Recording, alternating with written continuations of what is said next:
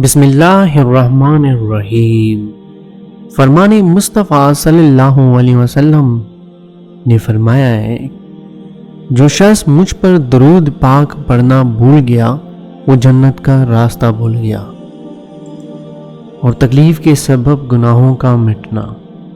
فرمان مصطفیٰ صلی اللہ علیہ وآلہ وسلم کا فرمان ہے، مسلمان کو کوئی تکلیف، فکر، بیماری، ملال، اذیت اور کوئی غم نہیں پہنچتا، یہاں تک کہ کانٹا جو اسے چبھے، مگر اللہ تعالیٰ ان کے سبب ان کے گناہوں کو مٹا دیتا ہے۔